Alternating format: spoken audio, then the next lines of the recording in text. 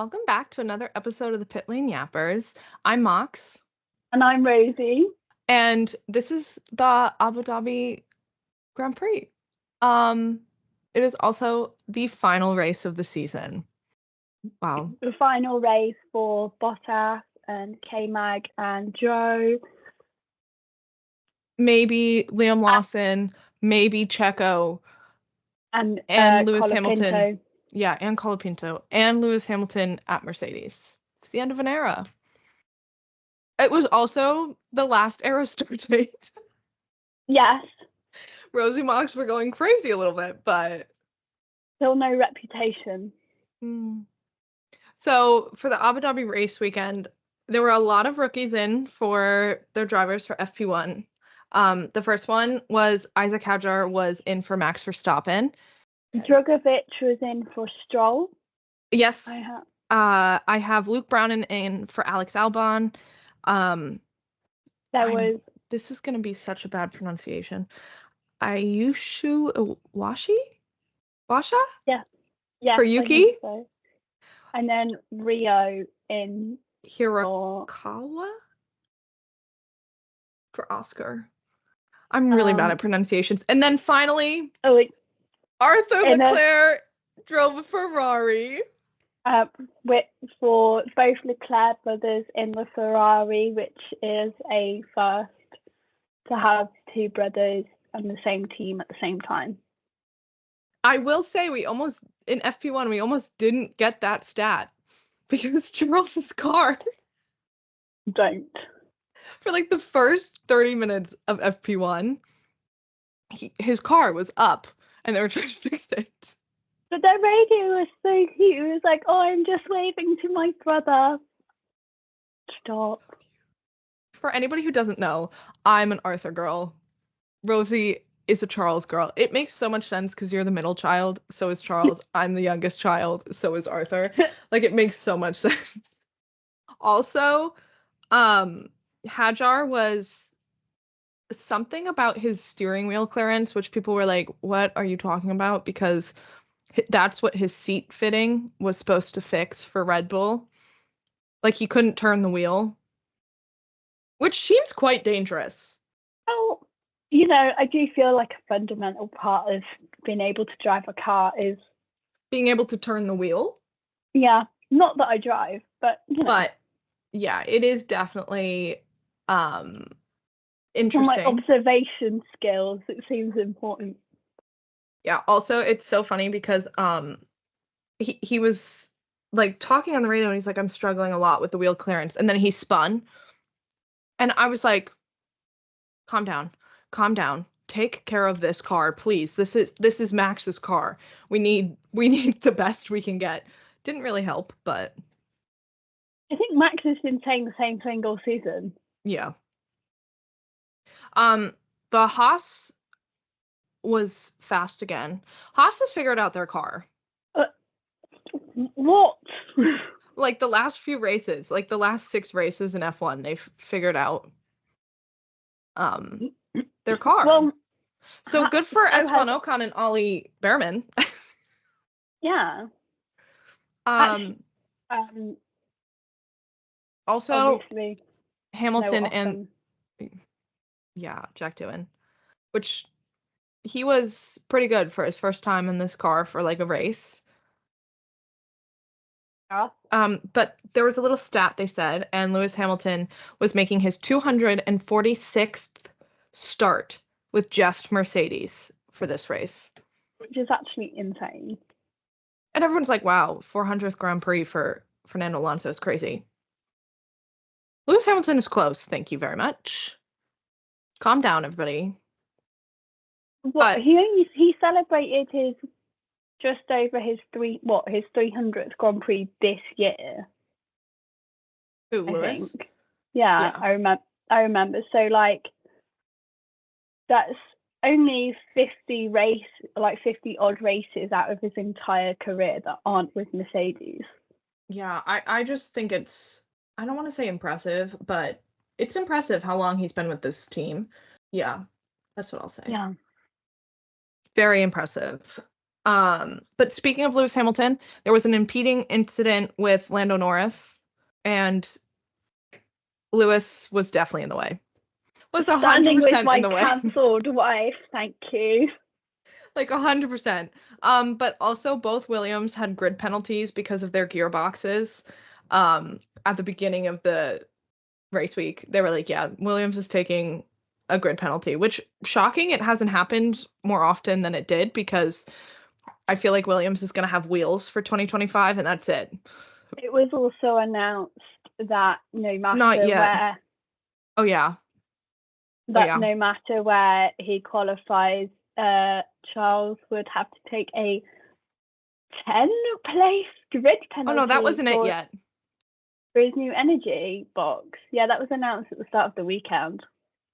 Also, Checo had the fastest Sector 2 time, which, as much as like that doesn't surprise me because of course he's one of the 20 on the grid and he's had really good drives in Abu Dhabi. Was not expecting him from that in this car because he was really struggling with this car this year. Yeah, if we're being honest, he's not had the best year of his career, so you know. Yeah. But also before the Charles, like he didn't have the issue, and this is why it wasn't announced because he went back out and they were like, we fixed it. Charles and Hülkenberg are the only two drivers with the Ferrari unit to not exceed the PCU amount. They said that, and then DC said that, and then he cursed Charles. In all fairness, Charles was driving with the most prehistoric engine known to man.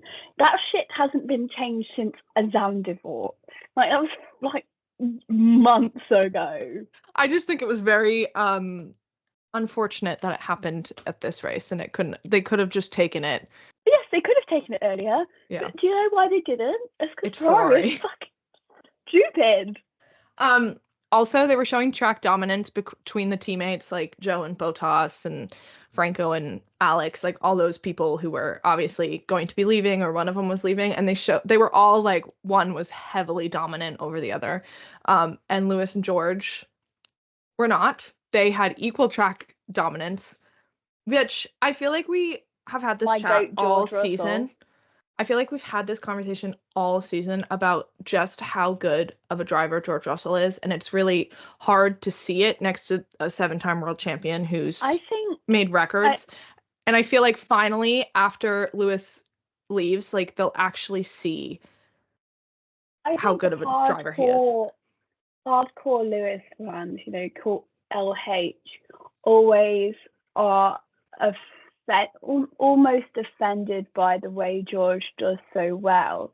But George grew up watching Lewis, and it's not a bad thing. It's a testament to Lewis that George is so good. Because also, Lewis was and is his icon. Yeah. Like, George has been Lewis's teammate for 3 years, I think now. Three or 4 years. And George just said he's obviously learned so much from Lewis. So if George is actually putting up a fight against Lewis, it's showing that A, Lewis still has it, and B, Lewis is like one of the best drivers because the people who learn from Lewis are the ones who are doing so well. And also, the ones who learn from Sebastian Vettel are also doing amazing. Who would have thought?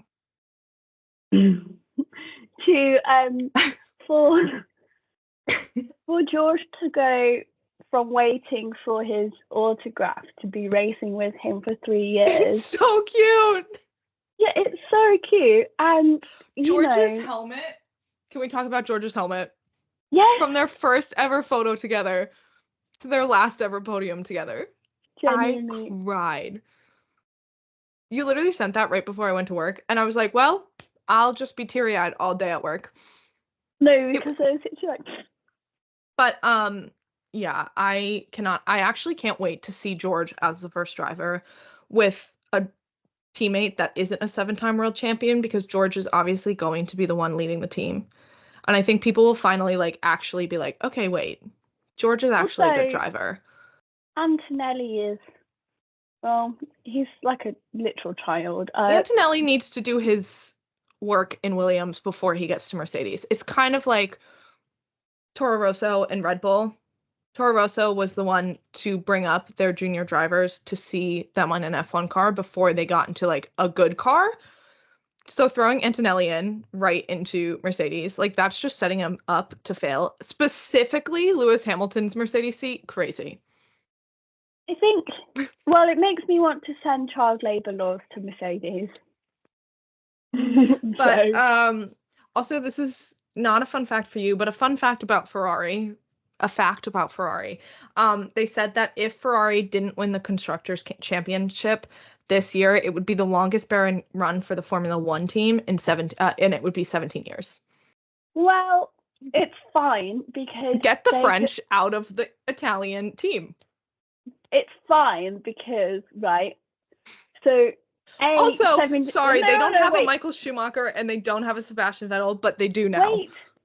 Wait, it's fine because A, 17 is your lucky number, and B, 17 is a number for a former Ferrari driver, Jules Bianchi. 17 is my lucky number. I'm not a Ferrari fan.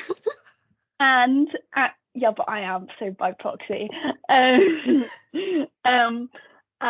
therefore, they will win in honor of Charles Bianchi. Plus, wait, no, I do actually have a fun fact. The last time Ferrari finished behind lost the constructors and the championship by 15 points or less. The following year, they went on to win both the constructors and the championship. And that is with, I would just like everyone to know Renault that and Raikkonen. Rosie has told me multiple times, I'm not superstitious. I'm not. Okay. But talking about Ferrari, There's Arthur. two religions in Italy, and I'm not Catholic. You're not in Italy. And neither are you. Anyways, You're still Catholic. Talking about Ferrari, when Arthur came onto the radio, I was listening. I was like, wow, he sounds a lot more French than Charles.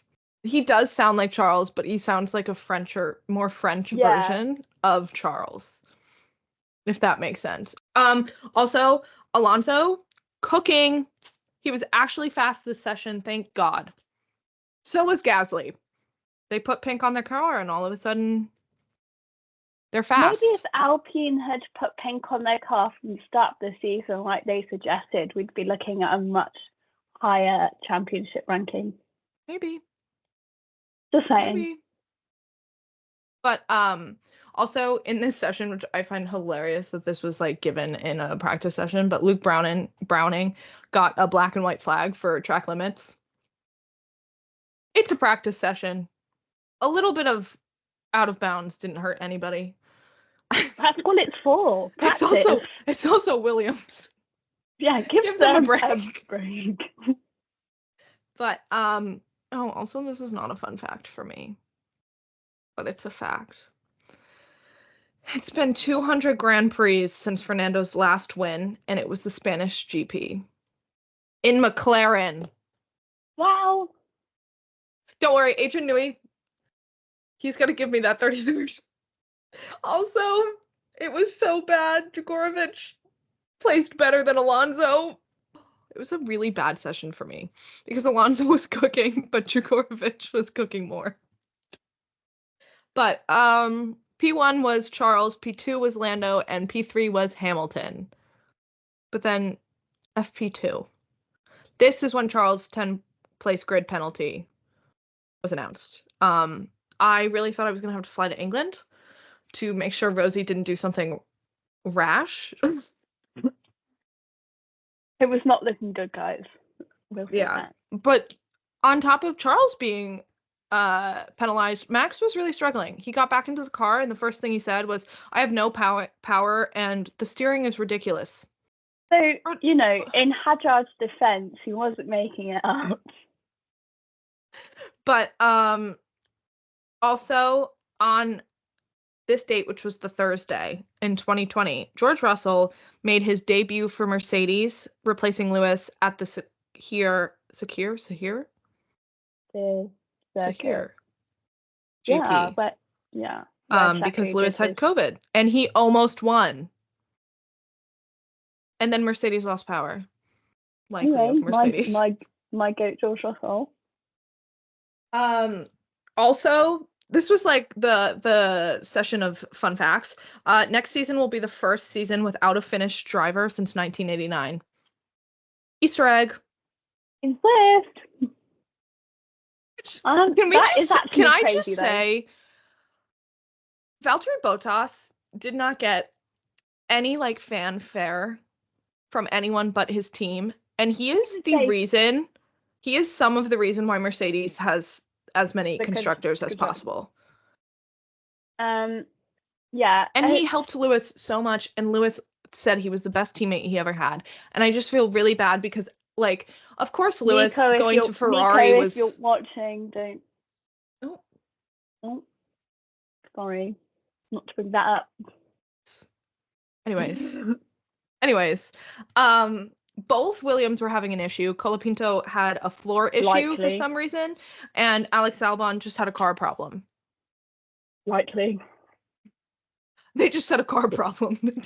Will Buxton went, yeah, they're having a problem with the car. That's it. And there was duct tape everywhere on Alex's car. The other teams were offering up their screws and bolts to help Williams out because they were running out. What do you mean? Yeah. But Charles also, he was in front of, I don't remember if it was Piastri or Norris, but Charles was asking like the gap between him and the McLarens, and they gave it to him, and he goes, they are so fast. Yeah, not things I need to hear, but that's fine.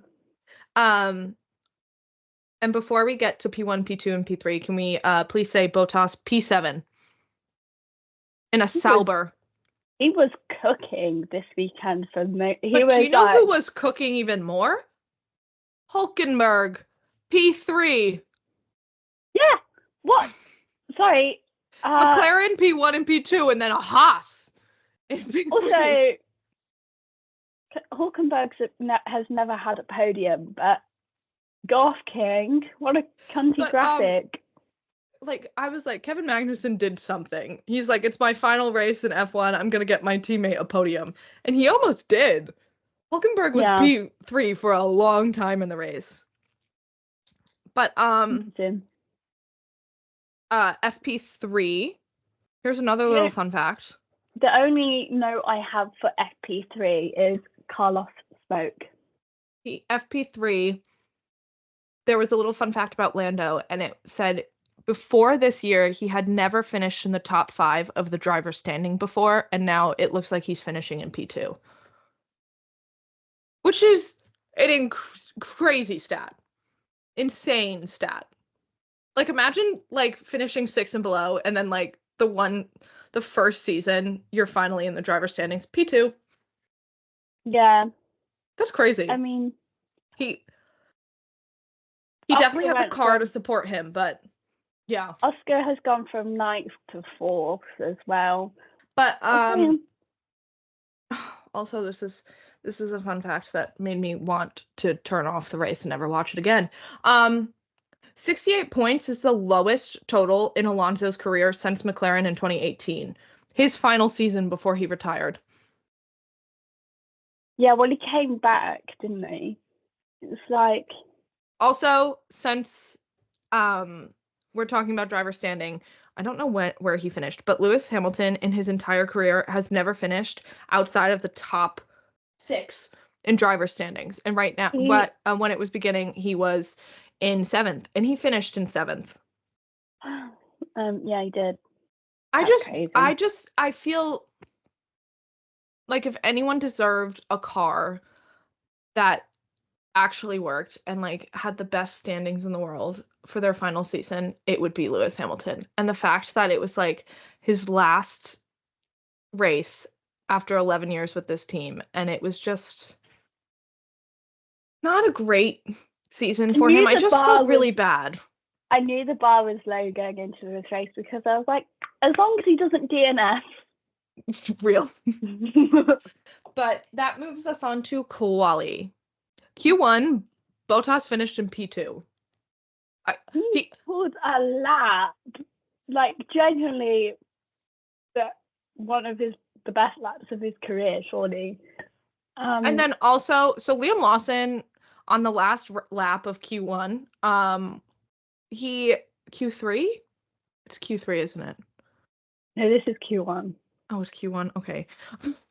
I cannot figure these freaking sessions out, but Liam Lawson was kind of going on a flying lap, and there was a bunch of traffic. I mean, there's obviously traffic at the end of Abu Dhabi, the Abu Dhabi lap. That was like everyone's complaint. But K-Mag tried to get out of his way. He swerved into one of those like pickets. I don't know what they're called. And then he swerved back onto the road and ruined Lewis's lap. And so Hamilton was out. In P18.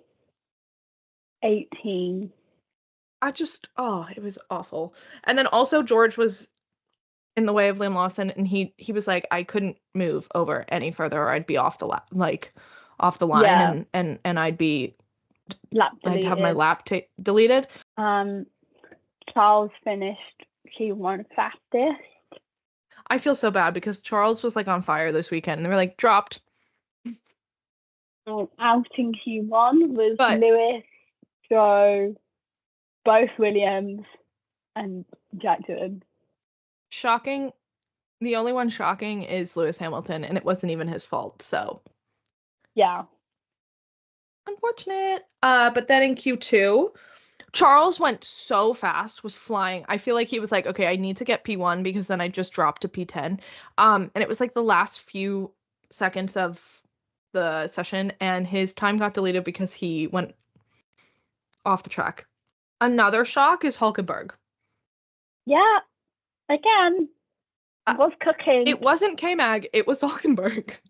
But on top of that, Bottas went through. By, like, a high margin. Yeah. That's all I have to say. Crazy. But also, like, Bottas finally performed like he was supposed to be doing all season, and I'm not saying that's his fault, but, like, it's just unfortunate that this is when he performed. Yeah. Because, well, I guess there is still technically a seat open. Yeah, but that's not happening. But then the final session of quali for the season.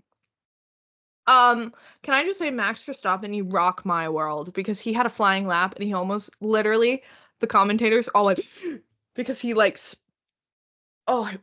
he saved it though. It seemed like he was gonna spin. And he saved it, and he still went fastest. Hulkenberg had provisional pole for ages. Yeah, for ages. Which, like, that was my second note, was Hulkenberg got P1 for the longest time. Like, and he still he got still top 5. He started P4. He was only really overtaken by the McLarens, which are crazy fast. Who was P3? Carlos?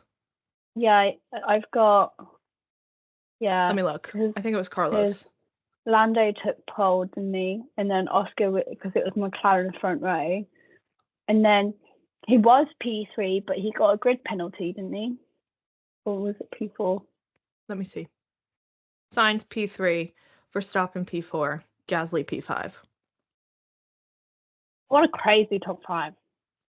Crazy. Russell P6, Hulkenberg P7. I was like, George. But he had a 3-place drop from 4 to 7. I remember. Hulkenberg, yeah. Yeah. I thought you meant Max. I was like, no, he didn't. But yeah. No, Hulkenberg did, yeah. Yeah. Crazy. But yeah, Max P5 for the final race of the season. And a McLaren front row lockout, which was like, everyone's like, okay, they're gonna get it.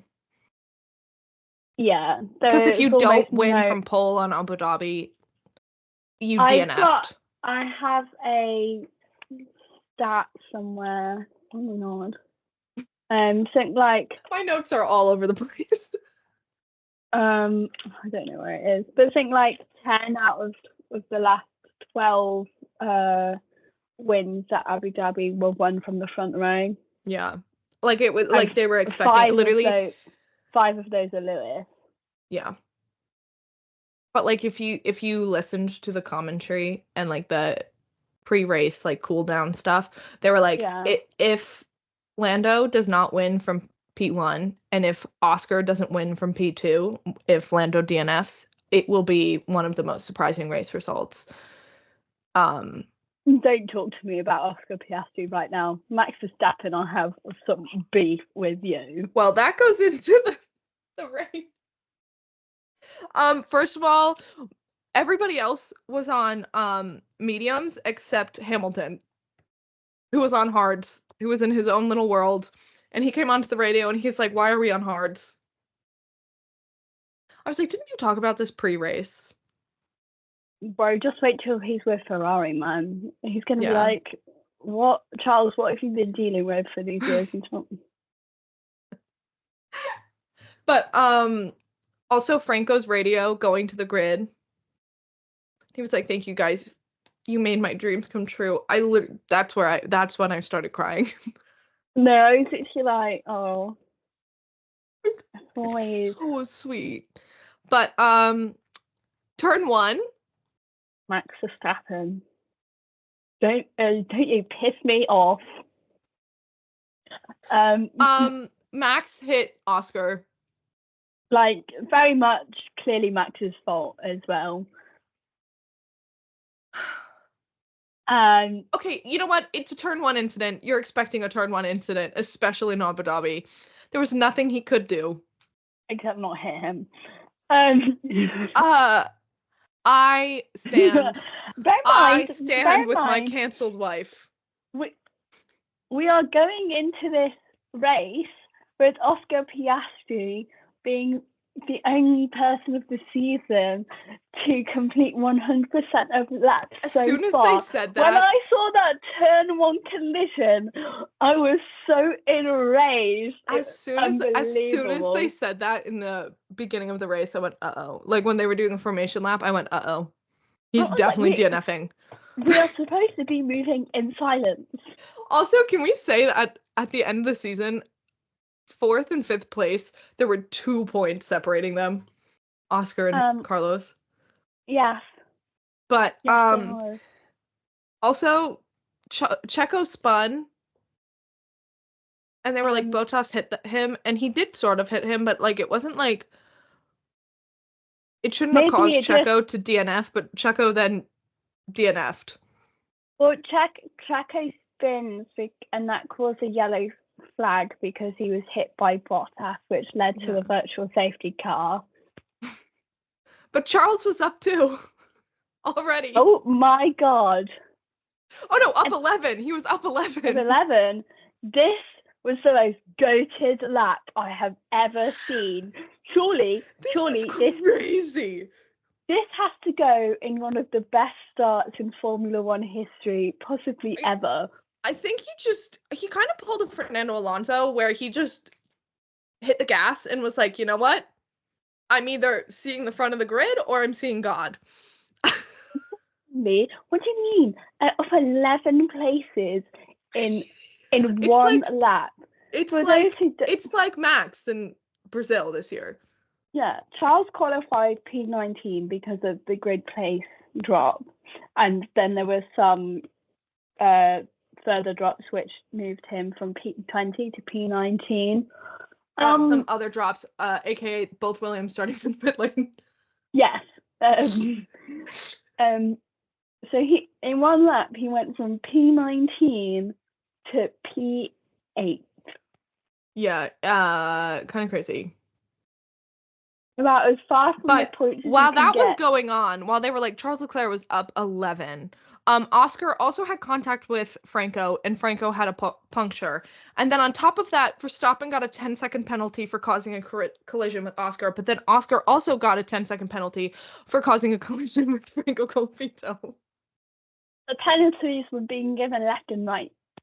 Where it's like, you've got a penalty, you get a penalty, everyone gets a penalty. And then on top of that, they also, actually, DC said this at he saw like the grid ready to begin, and he goes, that Sauber car looks like it's a little bit rolling. And I was like, why are you snitching? Both of them are leaving at the end of this race. Just give them a break. So then Joe was noted for a false start. And then on lap 11, Charles went from P19 to P6. I'm not a Charles girl, you know this. I'm a Carlos girl. Wherever Carlos goes, I go. But that was an insane drive. This is actually one of Charles's best ever drives. Yeah. It's the highest. This race is the highest he finished from while starting from the back of the grid. Yeah. But then also Lewis came onto the radio and said, "I've got no pace." He was literally getting lapped, and it was like lap 12. I was like, "Sir, just stop the car at this point. Take the L." But this is also when the pit stops started happening. What were RB doing? No, what was Haas doing with K-Mag?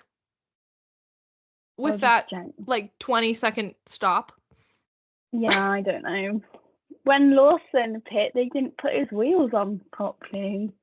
I just saw him pit, come out, and then go right back in. Dude, I've got a loose... He said, dude, the wheels are loose.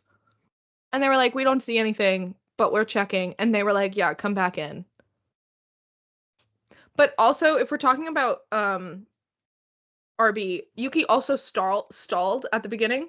Like, Prince to the best of his king. Can I just tell you, Daniel Ricciardo left VCARB and went, I'm cursing this team. But Daniel Ricciardo, very, very heavy persona into witchcraft. Joe also at that time got the 5-second penalty for his false start. And then after that happened, they were like, okay, the virtual safety car is ending. Colapinto retired the car. Yeah. And then Liam Lawson got a 10-second stop and go penalty. So the stop and go penalty was back. People were saying it was only for Qatar, and like it's only because it's the top of the grid that they're like the top of the grid is going to get the stop and go. Liam Lawson running 20th got the 10-second stop and go penalty too. Which I thought that happened. There was another contact. No, that was during when the penalty was being announced. They were showing K-Mag, and they were like, Liam Lawson has a stop and go and K-Mag goes into Bottas. Yeah. This race was crazy. K-Mag spun, hit Bottas. Well, actually spun. Some debris happened. The debris hit Bottas, who got a puncture. Had to retire the car. Yeah. So at this point, we have Checo DNF, we have Franco DNF, and we have a Bottas DNF. Yeah, it was crazy, if I do say so myself. And then we also, Lawson finally got back out with his wheels on. And all of a sudden, he's on the side of the car, the side of the track. This man was having the worst race of his life. I'm not going to lie. What actually happened? Because all I could see was that he just... Nobody knows still. All I know is he forgot to stop the car before he climbed out of the car. So he pulled out his steering wheel and the car started rolling away while smoking, by the way. I feel like the car should turn off automatically if you take the steering wheel out. Right? And so he had to put it back in. It's like, good Lord. But, yeah. Then Bottas DNF'd as well. So, yeah, we had a crazy race. I think that was it for DNFs. Yeah. Right? Because that was like pretty close to the end of the race. Yeah, that I Liam don't have any Lawson more. and for also Liam DNF. Lawson, they were like, okay, this is gonna bring out the safety car again. So like Carlos he was running P2 and Charles was running P3 and Charles was like Yeah, P3 at this point. How crazy. many places? 16. But also Lewis was running P5 and George was running P4. Yeah.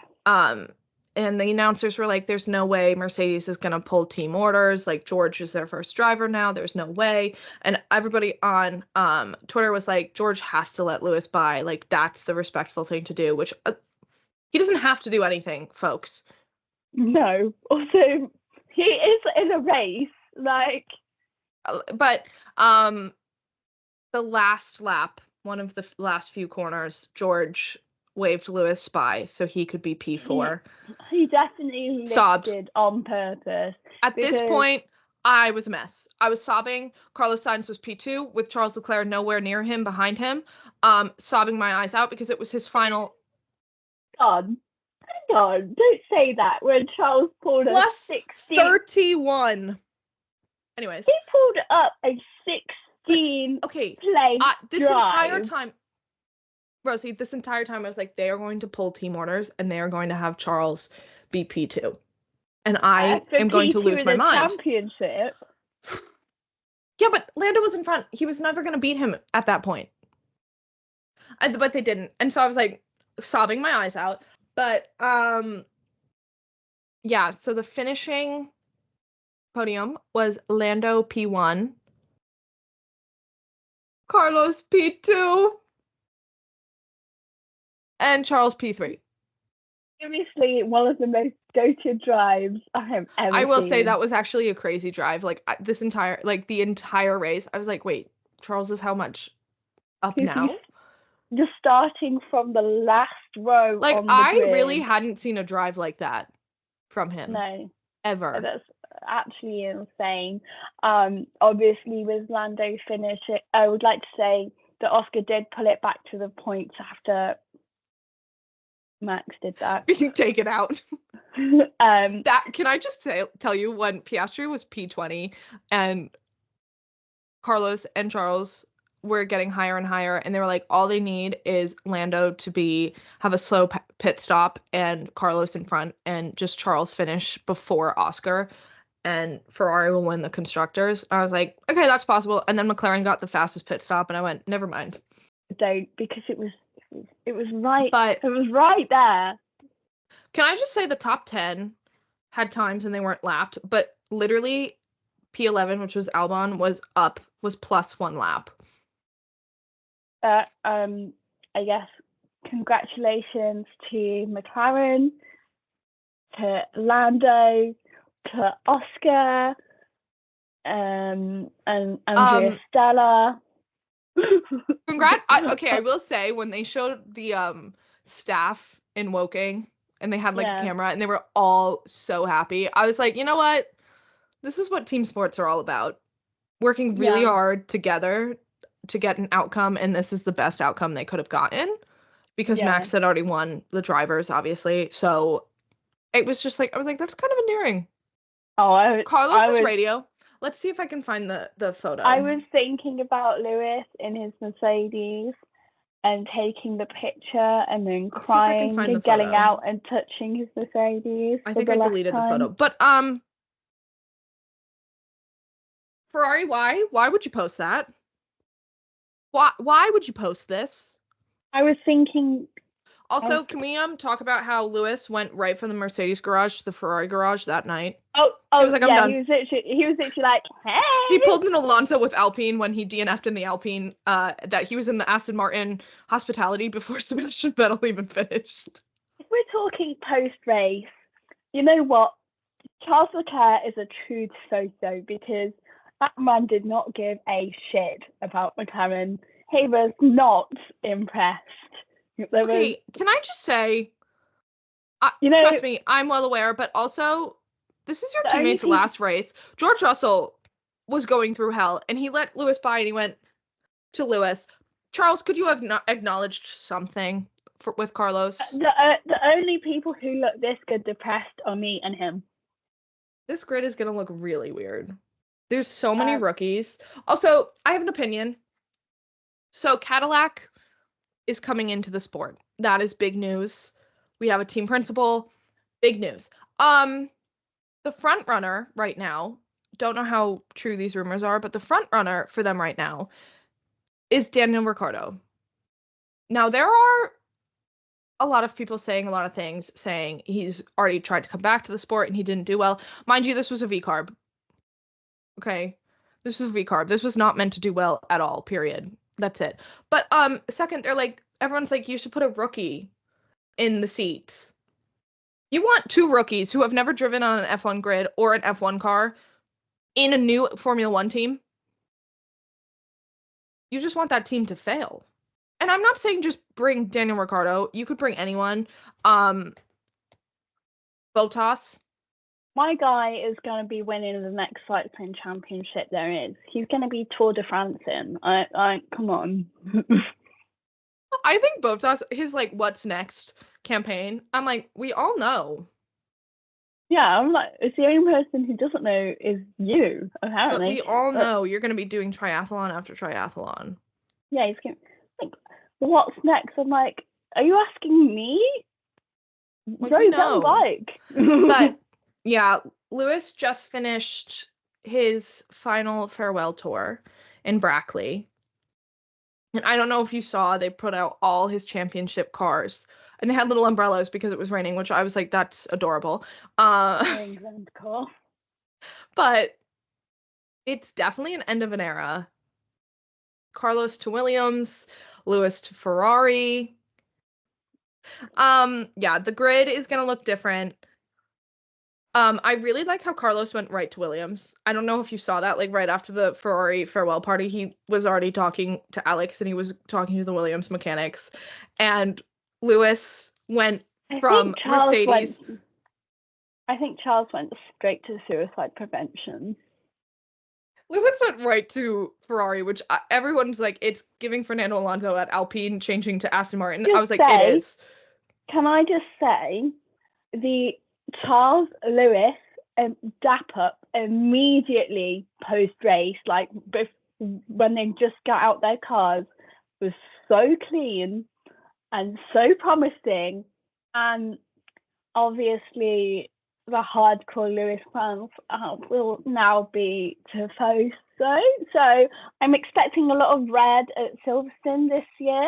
Yeah, it's gonna be crazy. It's gonna be seas. Which is I actually don't know. I don't know if it's gonna be red or it's gonna be his fluoro color like it was this year. Well, that's a little bit jarring because Lando also has fluorescent yellow. Like, there are other colors, people. I think it should be like a sea of purple. Like, I feel like purple is Lewis Hamilton in my head. But, does that make sense? We don't all have to stick to bright yellow. Yeah. Also, we have had post-season testing. And Carlos Sainz, you rock my world. He won in a Williams. I did think he looked majorly depressed in the Williams. Well, as did Hulkenberg in the Sauber. Well, that one you can't blame because he was just really fast in a Haas after he's been suffering with a really slow car, and now he's back into a really slow car. Ocon looked well happy. Oh my gosh. Okay, wait. We also have to call her out. Lisa Mueller, first F1 engineer. Also, history with Ocon. I am so excited. Also, Mueller, last name, goated. Thank you very much. It's gonna be so fun. Also, the Alpine engineers put their own team photo with Ocon because they couldn't do it during the weekend, and because Alpine forgot he existed, which success. And he no longer has to be in a team with his rivals. Yeah, that's it. I have nothing else. Do you have anything else? Yeah, that's the end of the season. 2025. No cars have been on track for 2025 yet. We shall see. Silverstone will probably have Red Bull and Mercedes testing. So that'll be Max and George. McLaren never tests at Silverstone, or they do it where nobody can take videos. Because last year they didn't do it, the year before they didn't have anybody. Well, So hopefully Max and George have figured out their beef by this point.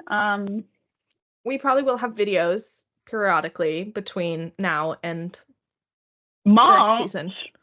But we cannot say a definite time because we both work in customer service.